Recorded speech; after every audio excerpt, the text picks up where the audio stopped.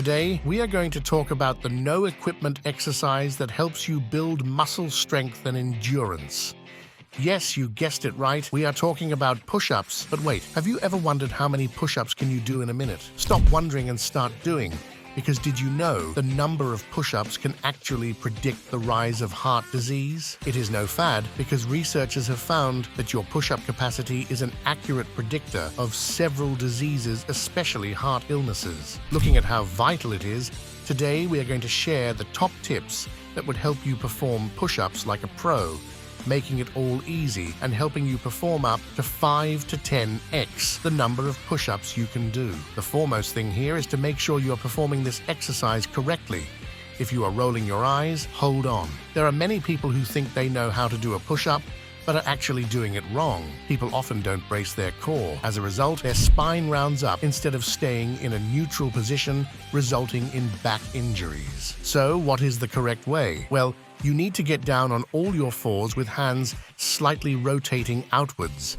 You can then spread the hands slightly wider than the shoulder width. Now plant your toes behind you, get into the position of a push-up, and squeeze your core and glutes in a manner that the back of your head, hips, and heels stay in a straight line. Now bend your elbows and lower your body down to the point your chest is above the ground.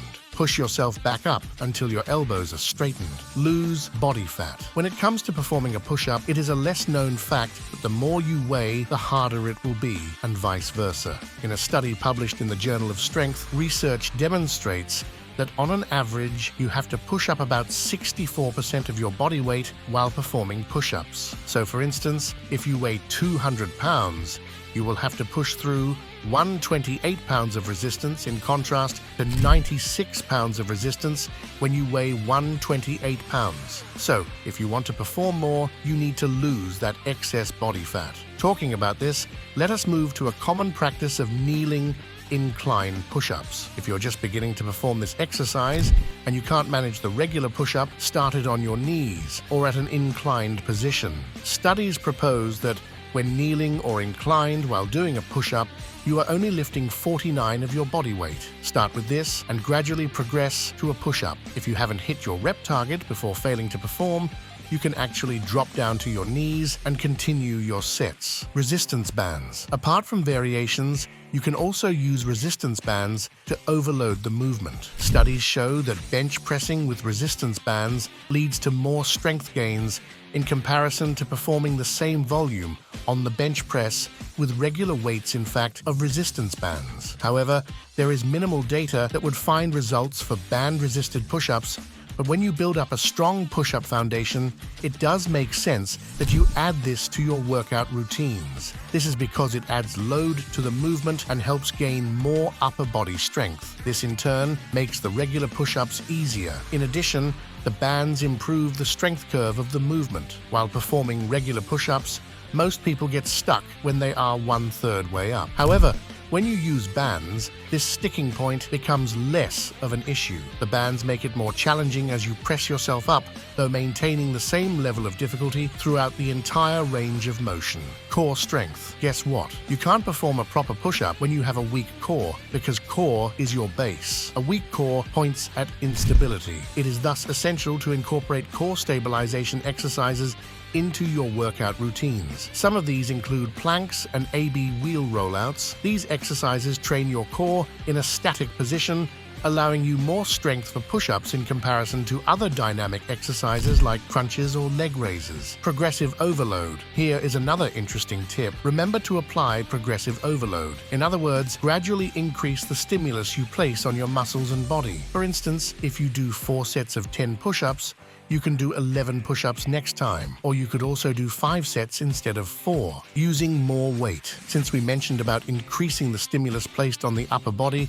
to help your push muscles to grow and get stronger, let's take a look at the ways we can achieve that. One of the most effective ways to apply progressive overload is by either using more weights or doing more reps. When it comes to increasing the weight, we have already talked about ways like raising the feet or using resistance bands. Additionally, you can also put some weight on your upper back while performing a push-up. The trick here is when you get used to performing push-ups with back weight. Once you remove it, you will be able to perform regular push-ups with more ease. sets, try squeezing 1 or 2 extra sets of push-ups over time. Training volume. Did you know that repeating movement with consistency actually increases neurological efficiency in the movement, which is vital for gaining strength? Research shows that training volume is significant when it comes to building muscles. So, if you want to improve the number of push-ups you perform, remember, doing a couple of sets once per week won't lead to fast results. Instead, you must increase your training volume. The best part about push-ups are you can practice them anywhere, and doing push-ups 3 to 4 times a week will help you improve faster than doing it once a week. Lift weights at the gym